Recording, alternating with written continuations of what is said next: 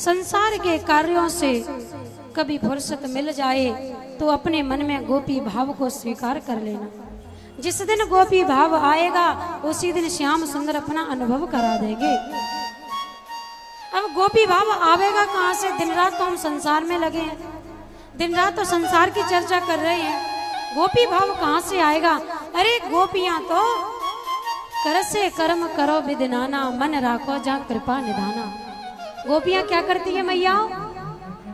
गोपियां दिन भर घर के कार्य करती हैं, लेकिन जीव से भगवान का नाम जाप करती हैं, जीव से भगवान के भजन गाती हैं। इसलिए गोपियों के चरणों में नारद तक आकर दंडवत प्रणाम करते हैं। मैया तुम ग्रस्त जीवन में हो, अपने घर परिवार की बहुत बड़ी जिम्मेदारी है तुम्हारे ऊपर। जो काम पुरुष नहीं कर सकते वो कार्य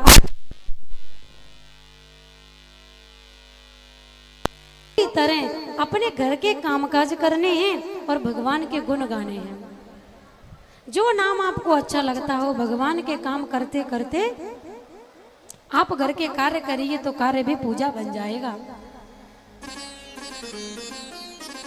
घर परिवार में रहते रहते ही यदि भगवान की प्राप्ति हो जाए तो भैया सोने पे सुहागा है। आजकल जमाना नहीं है कि आप घर से बाहर निकलकर और साधु संत बनकर और बढ़िया जीवन बिताएं और बढ़िया साधना करें। आज का समय थोड़ा बदल गया है भैया। आज के दरवाजे पर यदि कोई साधु संत महात्मा भिक्षा मांगने आ जाए तो हम उसमें भी दोष वृत्ति कर लेते हैं। अरे बाबा देख तो कैसा हट्टो कट्टो है, जो ना कछु जाके काम धंधो करे, भीख मांग भी आ गए सवेरे सवेरे। ये कलयुग चल रहा है। यदि यहाँ पर कोई सच्चा संत भी यदि भिक्षा मांगने आ जाता है तो हमारी बुद्धि दोष ढूंढने लगती है। इसलिए सोने पे सुहागा हो जाए, यदि घर परिवार में रहते रहते हमारा भजन बन जाए और हमें भगवान की प्राप्ति हो जाए। और मैं आपको एक सूत्र बताऊं, घर परिवार में रहते हुए भी यदि आप भजन करना चाहते हो, आप चाहते हो कि आपकी संतान आपसे लड़े ना, तो देखिए यदि आपने अपनी संतान को ये दिखा दिया कि हमारे पास कछु नहीं है, यदि हमारी संतान को ये पता चल गया कि हमारे माँ बाप के पास कछु नहीं है, तब वो रोज लड़ेगी। और जैसे ही पता चल गया कि हमारे मम्मी पापा के पास बहुत धन है, बहुत पैसा है, तो ये बालक लड़ेंगे नहीं, बालक उल्टी सेवा करेंगे। कैसे? मैं आपको एक दृष्टांत से समझाऊं, ध्यान से सुनियो है। एक बार एक सज्जन थे जिनके पास बहुत संपत्ति थी और उनके 4 बेटा थे। जब समय आया तो उन सेठ जी ने अपनी पूरी संपत्ति अपने 4 बालकों में बांट दी। ध्यान से सुनियो मैया, ए मैया, सेठ जी के 4 मोड़ा और सेठ जी ने पूरी संपत्ति अपने बच्चन को बांट दी। सेठ जी के पास अब कछु नहीं बचो। जब तक सेठ जी पे पैसा है तो तब तक बहुएं खूब सेवा कर रही और बेटा भी खूब सेवा कर रही। लेकिन जैसे ही पता चली कि पिताजी ने तो हमें पूरा दे दियो, पूरी प्रॉपर्टी दे दी, अब सेठ जी की इज्जत कम हो गई घर में। एक दिन सेठ जी अपने मित्रों से मिलने के लिए गए तो मित्र अपने अपने घर परिवार की बात करने लगे। इतने में सेठ जी का मित्र बोला, अरे सेठ जी तुम उदास क्यों लग रहे हो? तुम्हारे पास तो इतनी धन दौलत है, संपत्ति है, फिर भी आप दुखी क्यों हो? तो सेठ जी ने कही, भैया क्या बताऊं, मेरे पास संपत्ति थी तब मेरे बच्चों ने मेरी खूब सेवा करी, लेकिन जब से मैंने बंटवारा कर दिया है तब से मेरे मोड़ी मोड़ा मुंह को देखे भी ना। तो सेठ जी के मित्र ने एक उपाय बताया। सेठ जी के मित्र ने सेठ जी को एक खाली संदूका दिया और एक सिक्का दिया। एक संदूक दिया और एक खाली सिक्का दिया।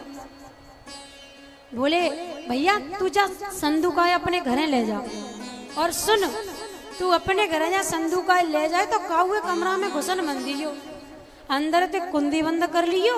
और हाँ, एक रात की बात है, तू रात में सोइयो मत, बस सिक्का है, बेर बेर संदूका पे छोड़ियो, बार बार बस सिक्का है संदूका पे छोड़ियो, बार बार बस सिक्का की आवाज करियो। सेठ जी बोले भैया फिर? मित्र बोला फिर देखियो तेरी कैसी सेवा हो। अब तो सेठ जी आए और वह खाली संदूका अपने मोड़ पे रखो और एक सिक्का लियो और अपने घरे आए। इतने में बालक आ गए, बाबा आ गए, बाबा आ गए, दादा आ गए। तो सेठ जी बोले दूर दूर, अरे दूर रहो हमसे, हम बहुत बड़ा माल लेके आए संदूका में।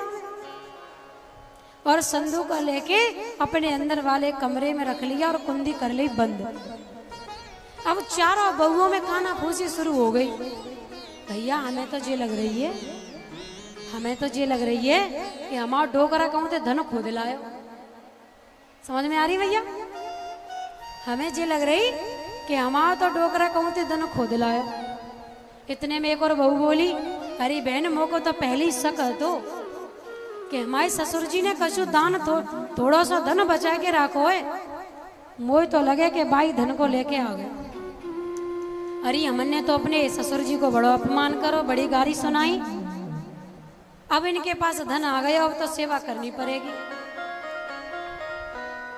सेठ जी रात्रि में सोए नहीं, अपने संदूका के ऊपर बार बार सिक्का पटक रहे, बार बार सिक्का पटक रहे। अब चारों बेटा दरवाजे पे कान लगा के सुन रहे और बतरावे लग गए, भैया इतने सोने के सिक्का लेके आए हैं पिताजी के, पूरी रात है गई पर गिन ना पाए।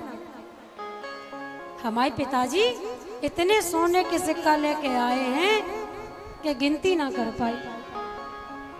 अपनी अपनी बहुओं से जाके कहा, देखो पिताजी कहूँ से धन लेके आए हैं, खूब सेवा करियो, सेवा जो करेगी पिताजी बातें प्रसन्न हो गए और वो धन भाई को दियो जाएगा।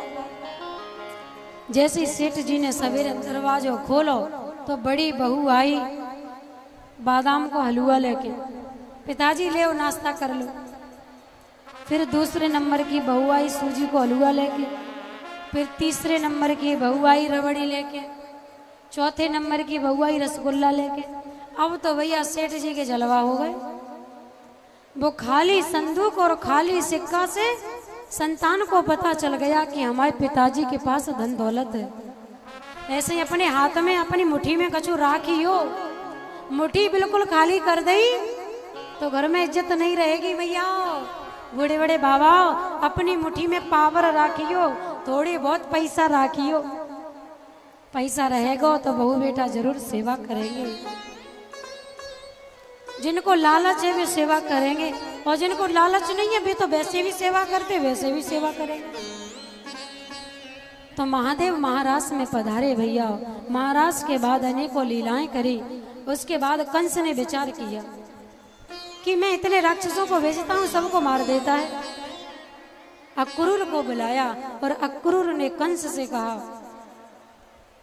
कि हे कंस, तू मुझे भेज तो रहा है लेकिन श्याम सुंदर यहाँ आ गए तो तेरी हानि ही हानि होगी।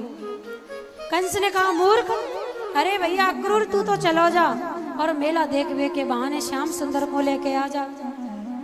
अब अक्रूर भैया चले हैं अपने तेजवान रथ पर बैठकर, और अक्रूर जी जब चले हैं तो सूर्य उगा हुआ है, यानी सूर्यदेव निकल रहे हैं।